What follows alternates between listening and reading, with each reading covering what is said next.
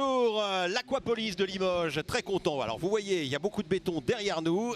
Il y a Christophe Martinel qui est le président de la commission nationale de tir sur cible subaquatique. C'est cela même. Bonjour Christophe. Bonjour Alex. Ici, on n'est pas en subaquatique, on est en train de respirer. Mais ce matin sur Noah, eh bien, vous allez être en immersion dans un sport que vous allez sans doute découvrir, le tir sur cible subaquatique, Quesaco. Eh bien, on aura une grosse heure pour vous l'expliquer ici à Limoges à l'occasion des championnats de France subaquatiques. On a eu de la nage avec palme, on a eu de l'apnée hier, on aura encore de belles choses pendant les 2 jours de compétition. Mais aujourd'hui, eh bien, on va s'intéresser à la tir sur cible avec cette petite cible qu'on va peut-être voir. Voilà, ça c'est la cible qu'il faudra avoir sous l'eau, qui sera sur un plastron, avec ce que l'on appelle la mouche. La mouche, exactement. C'est tout petit, hein, c'est 6 mm 5. 6 mm 5. Si vous avez la mouche, vous marquez 570 points. Ne cherchez pas, ça n'est jamais arrivé. On arrive même en étant au cœur de la cible à 564, 567. C'est ça. Il y a un pied à coulisses, c'est un peu technique. Et puis vous voyez, eh bien, cette cible qui fait quoi, 10 cm de diamètre? Eh bien à peu près oui, 8. Eh bien, si vous touchez le bord, vous marquez 411 points. Le but du jeu, c'est de faire 10 tirs sur cette cible à 3 mètres sous l'eau. En 10 minutes, vous remontez, vous respirez, vous êtes à 3 mètres, vous avez une gueuse et puis vous devez mettre ce que l'on appelle une pige. Quesaco, ça aussi une pige, c'est simplement ce que l'on met dans l'arbalète. C'est cela. Enfin, c'est pas uniquement l'arbalète, c'est la pointe de la flèche qui est intégrale sur l'arbalète et qui fait un impact dans la cible. Et ça, c'est la pointe de flèche pour comptabiliser les points qui vont de 411 à 570 points. Donc le compétiteur, il doit être le plus précis possible en 10 minutes. De la concentration, voilà. De la répétition. On est dans son monde, un monde aquatique, un monde en immersion. Bonjour monsieur, vous venez de passer devant la caméra, il n'y a pas de problème. On est au cœur de l'événement. Et donc vous avez ce gros clou finalement, où il n'y a pas de tête, qui va partir à 180 km/h. C'est ça, la flèche intégralement, elle fait à peu près 1 mètre, elle perd à 180 km/h pour perforer la cible. Alors, cette épreuve subaquatique de tir sur cible est l'une des 3 épreuves. Il y a le tir de précision, c'est ce que nous avons maintenant. Nous sommes au départ de la 5e série. Nous partons et puis nous allons aller à 3 mètres finalement de la cible. C'est 4 mètres au niveau international. Voilà, c'est cela. Donc, le compétiteur aux ordres de starter, voilà, il part en surface jusqu'à son point d'accroche, qui est la gueuse qui est au fond, qui est à peu près à 4,50 m. Et donc, il s'accroche au fond, il vise, il tire. Et là, voilà, là que on voit l'immersion à gauche. Voilà, il s'immerge. Au fond de l'eau, vous avez une gueuse où vous vous accrochez. Voilà. Et entre la pointe de la flèche et la cible, ce qu'on appelle la fenêtre de tir, il y a 3 mètres. 3 mètres. Alors, votre œil est à peu près à 5 mètres. Parce qu'il y a l'arbalète qui fait entre 90 cm et 1,10 m. Voilà.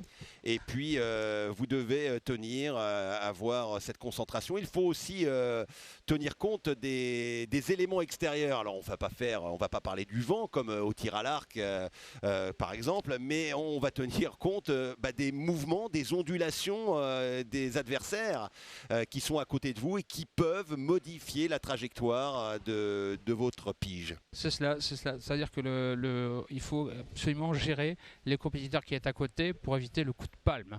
Le pot de palme qui fait un mouvement de l'eau et le temps que la flèche atteigne la cible, eh bien, ça peut dévier la trajectoire de la flèche. Alors, nous sommes en train de finir l'installation des caméras sous-marines. On va être tout à fait honnête avec vous. Il y a 5 cibles qui sont sur cette fiche. On peut indifféremment choisir l'une de ces cibles sur les 10 tirs. Après, le compétiteur a 10 minutes pour réaliser 10 tirs. Une fois qu'il a validé son premier tir, il va toucher la cible, remonte en surface, renclenche sa flèche sur le retour, mais n'a pas le droit d'armer. Par contre, il se repositionne, face à la cible, il va réarmer, et pendant 10 minutes, il y a 5 visuels, il a 2 tirs dans chaque visuel. 2 tirs dans chaque visuel. Le plus précis possible. Voilà, on ne peut pas tirer 3 fois dans le même visuel, sinon ça n'est pas comptabilisé. Il y a une pénalité. Ce sont des petites précisions, mais comme on découvre cette discipline qui a vu le jour au début du XXe siècle, eh bien, on prend connaissance également des réglementations. Alors, la première compétition officielle, alors que vous voyez eh bien, les caméras sous-marines, la première compétition officielle, c'était dans la piscine des Tourelles. Une piscine qui a son importance parce que c'est la piscine piscine qui accueillait la Fédération française de natation, c'est surtout la piscine qui a accueilli les épreuves de natation lors des Jeux de Paris il y a 95 ans, c'était en 1924. C'est cela. La piscine où un certain Johnny Weissmuller avait remporté son premier titre olympique avant de devenir le Tarzan le plus célèbre du cinéma. Tout à fait. Et donc, auparavant, les tirs étaient plutôt des tirs verticaux. Alors, on était dans des fosses à plongeon et on tirait plutôt vers le bas. Voilà, et encore, ce sont les chasseurs sous-marins qui ont inventé cette discipline en mer, dans la Méditerranée. Et donc, comme il n'y avait pas de phénomène de marée, donc ils tiraient, ils mettaient les cibles dans le fond à 15 mètres de profondeur. Ils descendaient en apnée et tiraient dans les cibles. Et quelques adeptes de la chasse sous-marine sont aperçus qu'en Manche comme en Atlantique, on était contraint des courants, ça, donc ils ont amené cette discipline en fosse. En fosse, ils ont descendu en fosse de 15 mètres, mettre des cibles, et ensuite ils ont amené cette discipline à l'horizontale en piscine, et maintenant on en est arrivé là. Alors pour l'instant, les compétitions juniors et cadets ont eu lieu. Nous passons avec les seniors. Les meilleurs juniors s'approchent des 5000 points sur 5700 possibles. Il faut tenir compte de cette compétition qui a un classement indépendant. Mais le champion de France également est déterminé après les deux autres épreuves qui sont le triathlon, le biathlon et le super biathlon. Voilà. Donc le biathlon, pour les cadets juniors, ce sont des parcours de 15 mètres apnée et retour en surface le plus rapidement possible sur 3 parcours. Et on va comptabiliser le temps. Il faut être très rapide et très précis. C'est-à-dire qu'ils ont 3 impacts à faire. Ils choisissent les visuels qu'ils veulent, mais il faut 3 impacts le plus précis possible et le plus rapidement possible. Il y a une dimension physique qui est plus forte en biathlon. C'est ça. On aura l'occasion d'ailleurs avec Charline de découvrir cette épreuve et cette discipline dans tout le sport tous les soirs sur France 3 à partir de 20h45 que vous êtes très nombreux à suivre sur France Télévisions. France Télévisions qui aujourd'hui, par l'intermédiaire de Noah, la chaîne Nouvelle-Aquitaine nous offre ces championnats de France subaquatiques. Alors on voit cette concurrente qui est présente ici. Eh bien cette concurrente, Manon Cale, elle a une combinaison intégrale. Elle a surtout du lestage au niveau de la taille, des plombs autour de la taille. Ça c'est l'équipement individuel. Ça, de toute façon, chaque compétiteur s'équilibre, se leste à la mesure où il veut, de façon à être le plus stable possible, qui n'est pas très recommandé dans les épreuves physiques, biathlon et super biathlon, car c'est une contrainte supplémentaire au niveau de l'aquacité. Par contre, au niveau des super biathlons et super biathlons, pour les seniors et masters, quand ils sont à partir de 18 ans, le retour se fait en apnée. C'est aller-retour en apnée. C'est plus en retour surface. On n'est plus dans la même catégorie. Ça fait qu'on comptabilise 90 mètres d'apnée plus les 3 tirs précis. Alors, Auguste Bunier à gauche qui a fait sa plongée et qui s'accroche à sa gueuse. Voilà, donc là on reste un peu en statique. Est-ce qu'on bloque la respiration comme le font les biathlètes, Martin Fourcade par exemple, quand ils arrivent avec des pulsations à 180, là on n'est pas à 180, mais est-ce qu'on bloque sa respiration pour éviter de bouger, d'avoir des mouvements parasites? C'est ça, donc ils sont obligés de tenir en apnée un certain temps, pas trop longtemps, sinon après l'arbalète est tenue à bout de bras, donc plus on fatigue l'œil, la vision, et le tir peut être plus ou moins mauvais. Aléatoire. L'armement de l'arbalète que l'on voit ici précisément avec Manon Cale. Voilà. Donc, alors il y a une corde qui peut s'enrouler de mauvaise façon.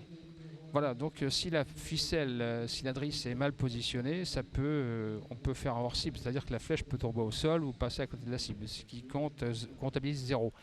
Après, toute arbalète qui est mise à l'eau, pour les novices, l'arbalète qui est mise à l'eau, il n'y a aucun danger car elle est vérifiée avant toute compétition, et si elle n'est pas conforme, le compétiteur n'aura pas le droit de concourir. On voit plusieurs gueuses au fond de l'eau, ce qui signifie qu'il y a pour droitier, pour gaucher bien évidemment. On peut les bouger ou elles sont mises comme cela, ou est-ce que dans les quelques secondes qui précèdent le tir, alors que l'on voit le matériel en gros plan, on peut aller les déplacer? Voilà, donc chaque compétiteur avant son épreuve a 5 minutes d'échauffement plus 2 minutes qui lui sont allouées pour le réglage de ce qu'on appelle son pas de tir. C'est-à-dire qu'il va mettre sa ventouse à la bonne distance, régler son arbalète au niveau de la fenêtre de tir pour pas que la fenêtre de tir qu'on voit là sur la barre dépasse, pénètre dans la fenêtre de tir, sinon il y a une pénalité. Donc voilà, et ils ont 2 minutes pour ça, pour mettre sa cible et régler sa gueuse à la bonne distance. Et voilà, et vous voyez qu'à 3 mètres, on arrive à avoir cette petite cible de 8 cm. Bruno, vous voyez notre réalisateur. Peut-être qu'on va rester avec Benoît sur le plan qu'il avait fait il y a une petite minute, sur le matériel, sur les palmes. On a vu une image sur cette réalisation. Ça serait bien peut-être... Voilà, exactement. Alors, on va rester un petit peu là-dessus. Il y a l'arbalète qui est là avec ce câble. Et puis le bouchon, là, c'est simplement par protection, hein, parce qu'on veut éviter les accidents. C'est cela, c'est cela. Aucune arbalète doit être à l'air libre pour éviter de se blesser sur le bord du bassin. Donc il y a une protection à chaque fois. Donc là, l'arbalète, on voit qu'elle est désarmée puisque ce qu'on appelle les élastiques, les sandos, sont désarmés parce que il y a une accroche sur l'arbalète, sur la flèche. En tension, c'est une arbalète purement de pêche sous-marine. Donc une fois que c'est 2 tuyaux bruns que l'on voit ici. Le sando, c'est-à-dire qu'avec l'obus qui est ici, la partie métallique, en tension, on vient accrocher sur les accroches de la flèche, ce qui propulse quand on déclenche le tir, comme un fusil de pêche sous-marine, enfin, c'est un fusil de pêche sous-marine ou de chasse terrestre. C'est-à-dire que c'est la flèche qui part intégralement. Alors, le matériel, on peut aller à droite, peut-être vers la poignée qui est mise. Voilà, Benoît va aller vers cette petite poignée blanche. Et puis, il y a l'endroit où l'on met le doigt, le ponté. C'est cela. Alors, quand on va vers la cible, on a toujours le doigt hors du ponté pour éviter les accidents. C'est la première chose qu'on apprend. Et donc, ce ponté-là, il se déclenche et la flèche part à 180 km/h. C'est cela. C'est compliqué parce que contrairement à ce que l'on a en biathlon, c'est le bras qui est tendu, donc ça apporte une tension supplémentaire. En plus, et un bras de levier bien évidemment, un bras tout court mais un bras de levier de fait. Le compétiteur n'a pas le droit de prendre appui, il a le bras tendu, donc bon évidemment dans l'eau c'est beaucoup plus stable et il y a une flottabilité, donc l'arbalète ne pèse rien. On est un peu en apesanteur, c'est un peu comme si on était dans la Lune, oui, sur la Lune. Voilà, je suis plus allé dans l'eau que sur la Lune, pour être tout à fait honnête avec vous. Mais voilà, le poids n'est absolument pas le même. Parce qu'une arbalète à vide pèse combien? Environ même pas 1 kilo. Hein. Même pas 1 kilo, donc dans l'eau c'est vraiment négligeable. Ouais, ça. Voilà, la respiration. Donc là, c'est plus une situation de confort hein, d'avoir la combinaison intégrale pour être gainé. C'est au niveau du froid, au niveau thermique, c'est un confort supplémentaire qui est autorisé dans la discipline. Hein, c'est au niveau thermique, hein, uniquement pour ça. Hein. Alors, chez les garçons, pour l'instant, c'est Florian Veiter de Rennes, du club de Rennes, qui est en tête devant Clément Burck. Et puis Joris Klein, deux tireurs cadets qui nous viennent de l'Est de la France. Hein, on pratique beaucoup ce tir subaquatique. Et puis côté féminin, c'est la Normandie avec Chloé Guézet, 4362 points, qui occupe la première place. Alors on voit, c'est vraiment une introspection. On n'est pas comme dans l'apnée que l'on a suivi hier avec notre confrère Franck Petit, mais quand même, il y a une concentration, un travail sur soi, sur ce bon moment, ce bon équilibre pour pouvoir déclencher le tir. C'est-à-dire que là, le compétiteur se met comme on dit vulgairement, comme on l'appelait, à sa bulle, mais il prépare son épreuve, car c'est intense quand même, malgré que ce soit une épreuve statique. Mais le niveau de concentration, pour se concentrer pendant 10 tirs, être le plus précis possible, avoir une constance de concentration, est énorme. C'est énorme. Alors là, on est dans la série numéro 6. Nous aurons ensuite une série extrêmement probante, avec Johan Belpré, quintuple champion de France, qui était recordman du monde d'ailleurs de super biathlon, Benjamin Delmotte du club de Caen, qui a fait une très bonne vidéo d'ailleurs sur l'explication de son sport. Si vous allez sur sur YouTube, hein, on ne fait pas de publicité, mais vous pourrez découvrir ce qu'est précisément le tir subaquatique. Et puis Alexis Pinchard, un jeune qui monte également. Alors bien évidemment, on n'a pas la comptabilité, le décompte des points en direct, mais vous voyez, ces gueuses qui sont là.